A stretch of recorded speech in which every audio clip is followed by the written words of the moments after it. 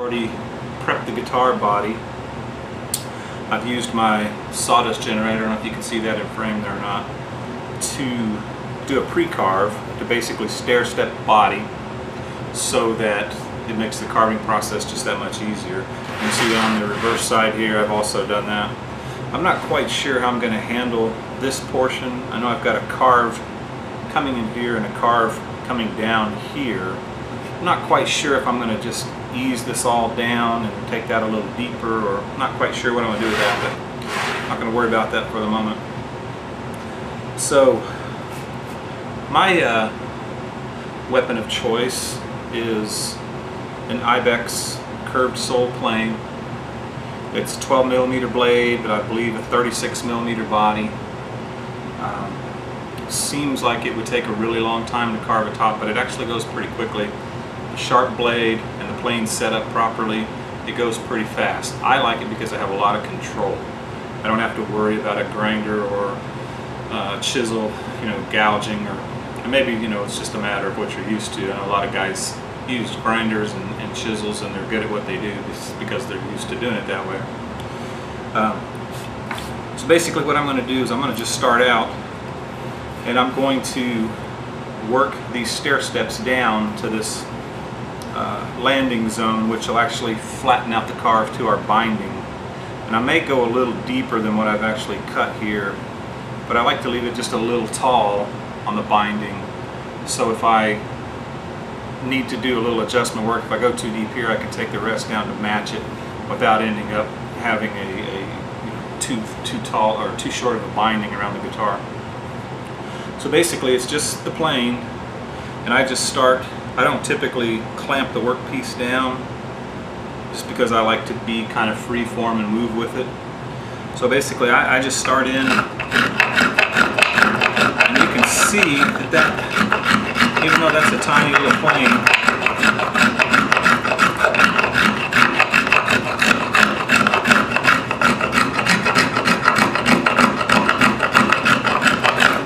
it takes just a very short time to get this carve going.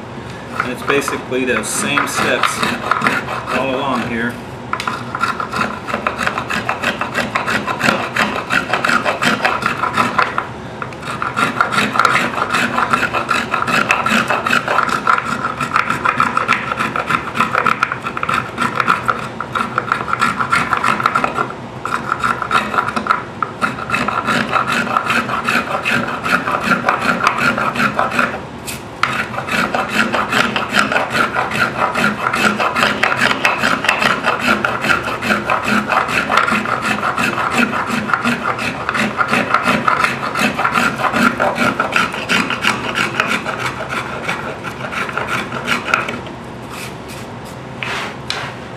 I don't worry too much about, it is important when you're planing or working figured maples or figured woods that you pay attention to the grain of the wood.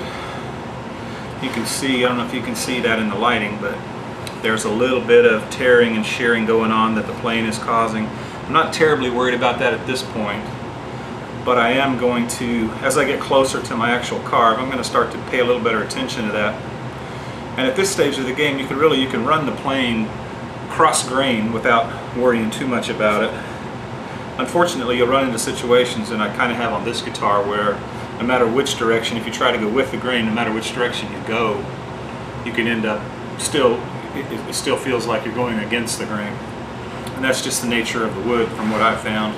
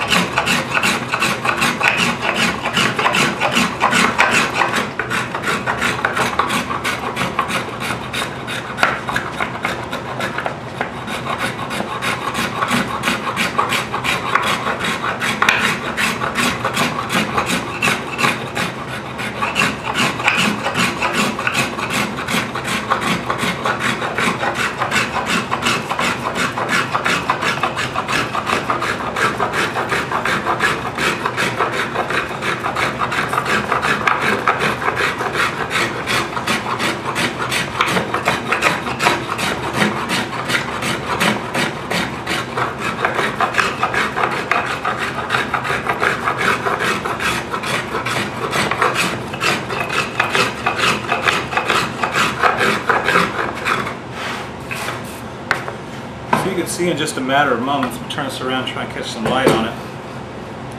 You can see in just a matter of moments, I've eliminated the steps from my pre-carve. So it really does come down pretty quickly.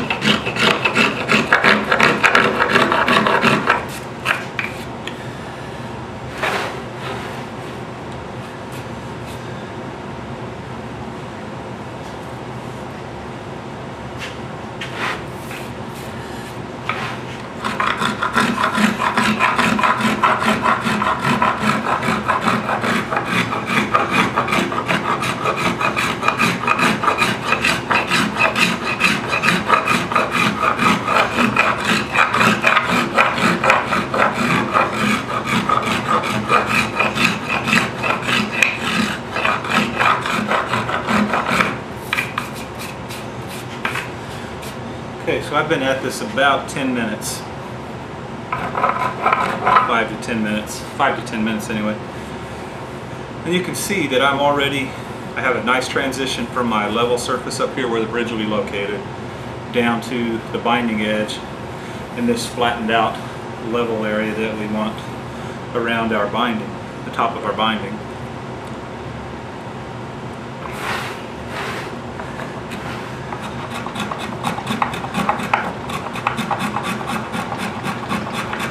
This is one of the reasons I really like these small planes, because when you're doing small detail work like this little plane really gets in there and gives you a lot of control in these tight curves, and even being able to lay the plane over on edge to get this scoop that I'm going for here in this particular carve.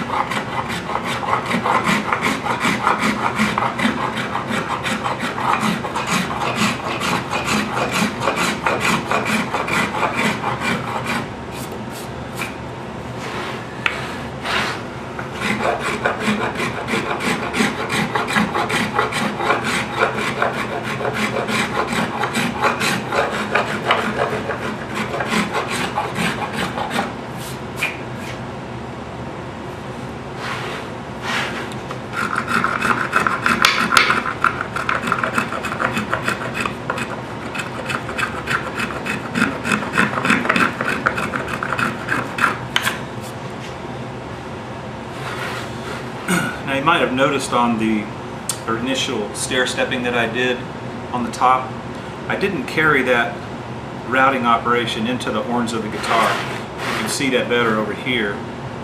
And the reason I don't do that is I prefer to shape these areas by hand, just because if you get a router into that area, it could take out a lot of wood really quickly. And it's not usually a problem on the depth of the cut, but when you've got a 1/2 inch width cut here, if you let that bit get into this area, taking out a 1/2 inch cut, say in an area like this, can really mess up the carve. So personally, I just prefer to take these areas down by hand. They're really small and not a whole lot of work, and I've got absolute control over every bit of it.